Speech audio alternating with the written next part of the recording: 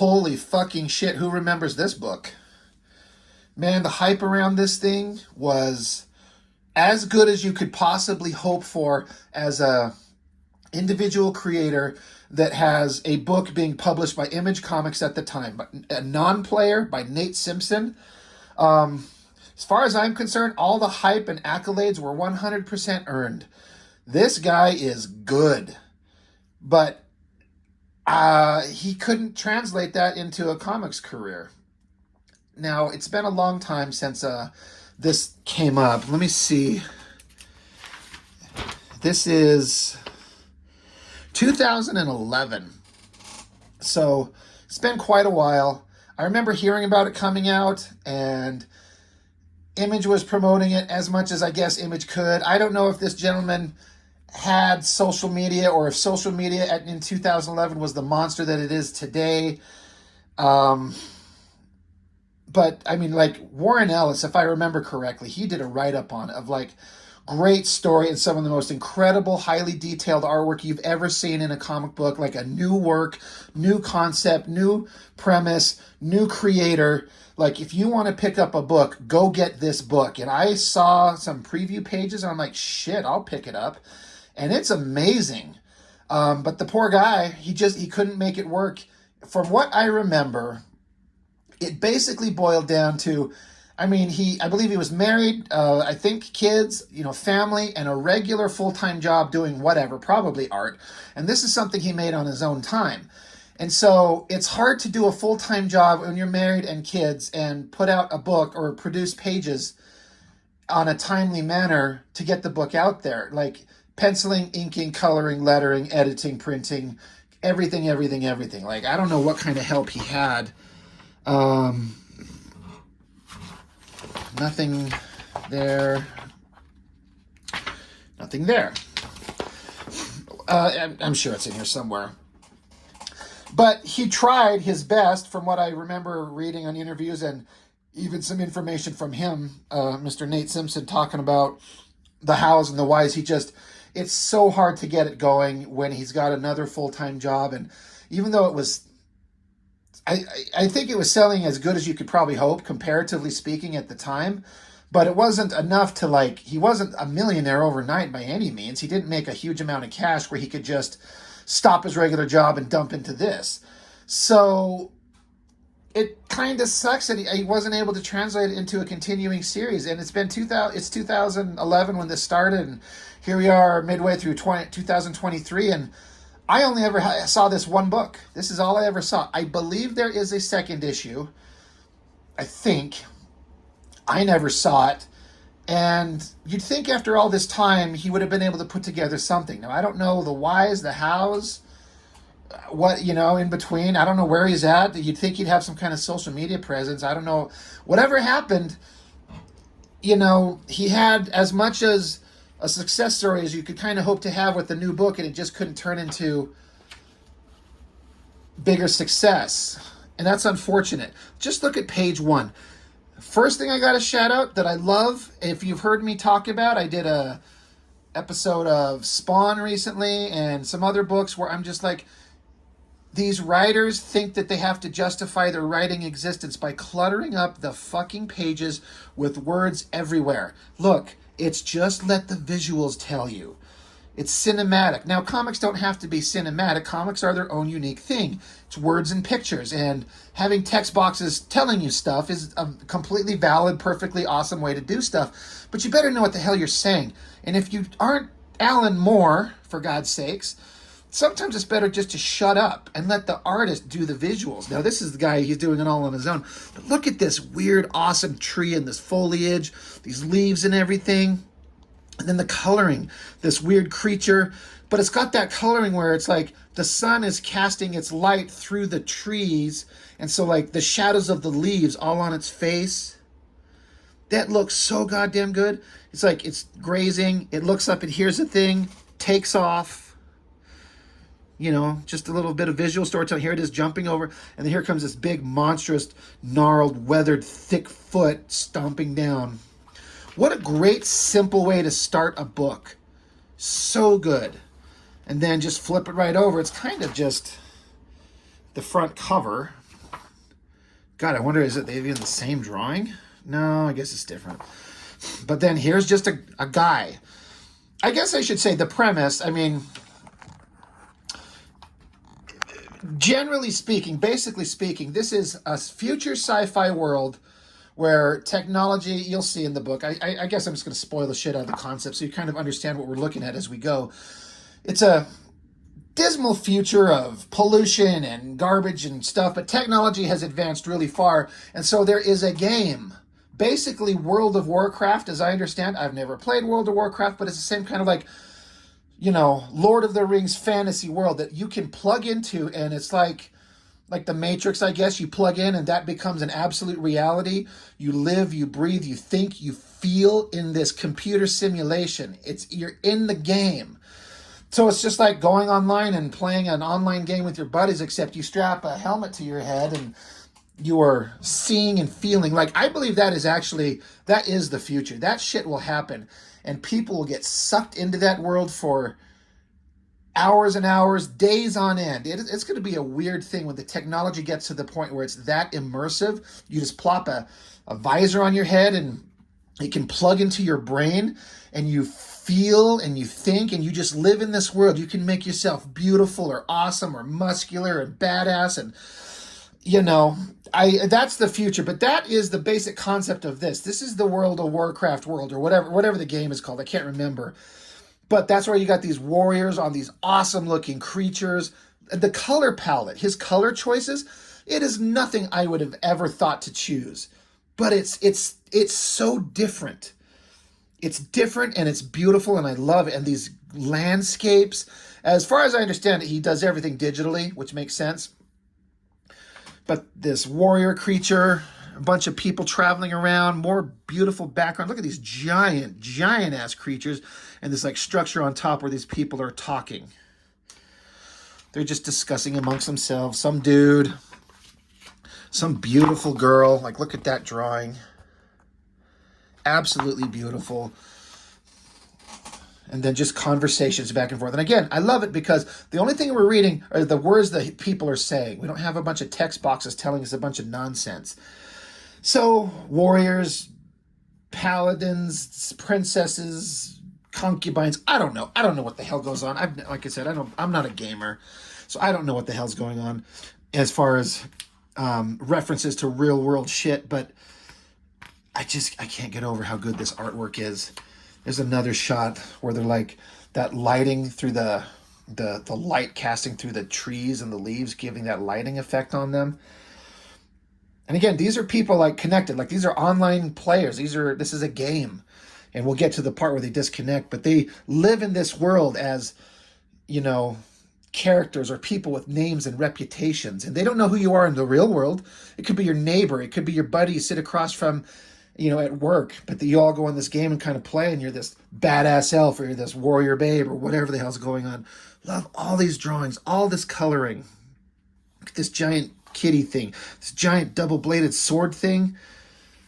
So good. This artwork is just fantastic. You can see why it got all the hype and praise that it did. So, battle ensues with that big giant creature. Looks like they killed it. It tumbles over and everything crashes and comes tumbling down. The dude's rescuing the girl that he was talking to just a couple pages ago.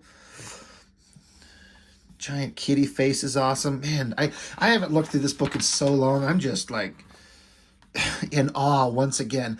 You could argue-ish. There's a lot of panels, and it'd be nice if there was some bigger images a little bit. But I tend to like see that in all those image comics of back in the 90s and say, I wish they'd scale it back and do something a little bit more like this. I don't know if this weird panel layout at weird angles helps. Does it tell the story in a better way, or is it just odd? It doesn't ruin anything, but I think how it's a straight up and down, then it's suddenly angles this way. I don't know if it serves a narrative or visual function. So why is it there? What is the thought process? I'd love to hear him say what he was doing. And if there was some thought or a meaning behind it, whether it was successful or not, would be interesting to know. But if he just did it just to do it, I don't know that it helps anything. Just amazing visuals here. Great stuff. Just a big prolonged battle. Battle's really well done. This guy gets stabbed. Big giant monster coming down. This guy got his sword through his frickin' eyeball. That's awesome.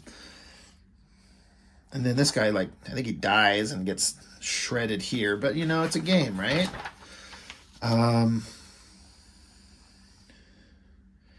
God, this all looks so good. And then look at this background. Look at this giant, beautiful sci-fi, old world type hall here. The glass windows. God, it looks cool. So they're talking, and they start having conversations that make you think like things are a little bit different. And so she's basically leaving, this badass warrior girl. She floats off into the world. There's like this shot of her like floating down from way up high. Like, how is she doing this? And then into the real world. There she is. She's got this little thing on the side of her head.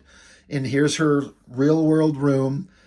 Just mess. Look, the details are amazing. You got the bed and a little shelf next to her, a light, stuffed animals, a bunch of garbage, all the kind of extra shit most of us have in our houses and our rooms, clothes all over, a tree in the corner that's like wilting, which gives you that kind of an idea. Like, she does this so much, she's neglecting life over here. Here's a wilting tree. You can't even water a fucking plant. But she's got this little device on her head. She pulls it off, and then she wakes up, and it's like it's her mom. She says, "Your boss called twice." So the girl gets up, and she's like, yeah. She grabs some, looks like it says shit cola, and just having like a regular, everyday, real-world conversation. She goes to the bathroom. She's popping zits. She's brushing her teeth. You know, just being an everyday human. How boring is it to be an everyday human where you could be like in a badass Lord of the Rings fantasy world fighting monsters and villains and shit, and you're good at it and you're awesome? Of course you'd rather live your life there. So she has some conversations with her mom. She has to go to work. Look at outside in this world. Big tech robots, but just a cluttered, gross, you know, futuristic decay of the society. So she gets on her little scooter and plugs on a thing. So I think she can see things differently. It says Life Skin Active. And then here's this amazing shot of it transitioning on her little scooter. And as it crosses the midpoint of the page, this is the real world, ugly buildings, robots doing construction and stuff. And once she passes the midpoint, there she is her like badass avatar character on some floaty little device. These like kids running through the streets become little warrior elves. It's a beautiful background, nature, trees, animals. Why wouldn't you not want to live there? And if it's a virtual reality world that you could just plug into and it feels just as real, that's where you'd go. The Matrix is not like unbelievable at all. And then he's got some pinups by some whoever people. Brandon Graham, is that the guy that did that weird Prophet revamp for Liefeld? Is that him? I don't know who this is. I don't think either. I mean, they're both fine, but they're not that great. So here is a letter from the artist, Nate Simpson. So I was saying all that stuff about what he was doing and why he couldn't make it. I feel like I should read this letter. So for anybody who's not seen it, read it, or know anything about it, you can hear from him what he's got to say about this. So 1 second.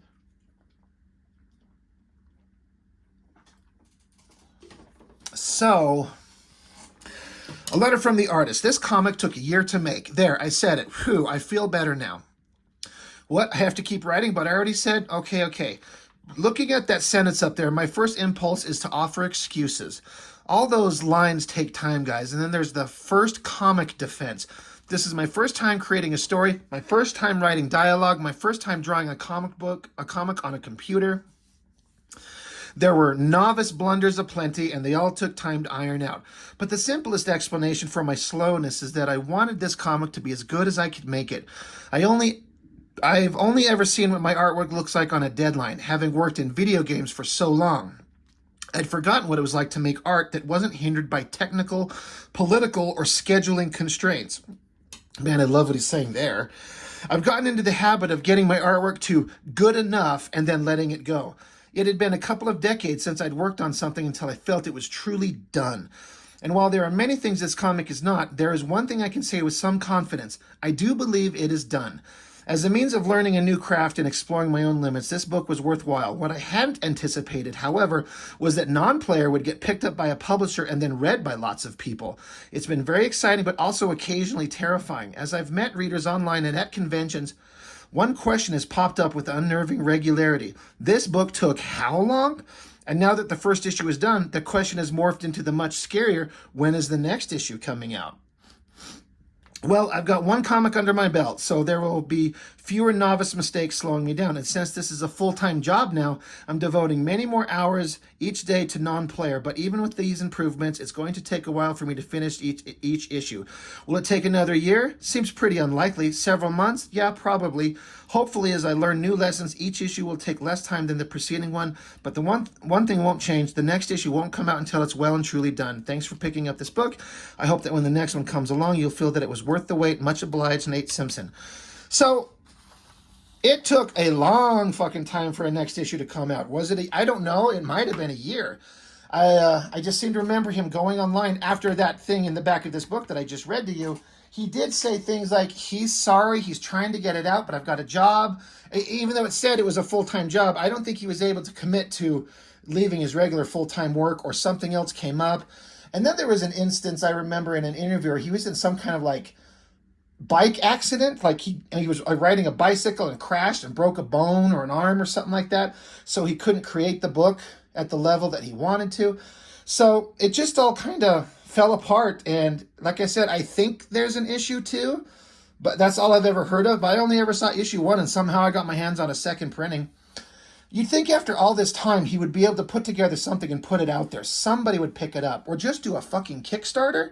I bet people would fund the shit out of that. I've seen guys who've never had professional work, like my buddy Isaac Bell. Dude did $64,000 on his Kickstarter just a couple of months ago. Like, it's possible. So I don't know what is going on with the gentleman. I actually should go look it up. But the book was 100% worth everything. It was exactly what it was trying to be. Some of the most beautiful artwork I've ever seen. And God, I wish there was a whole volume of this stuff. You know, I want to see a lot more. So that's all. That's all I got for now. Tell me, have you read this book? Have you seen this? I'd be curious to know. So that's all I've got for now. That's everything. And thank you. I'll see you next time.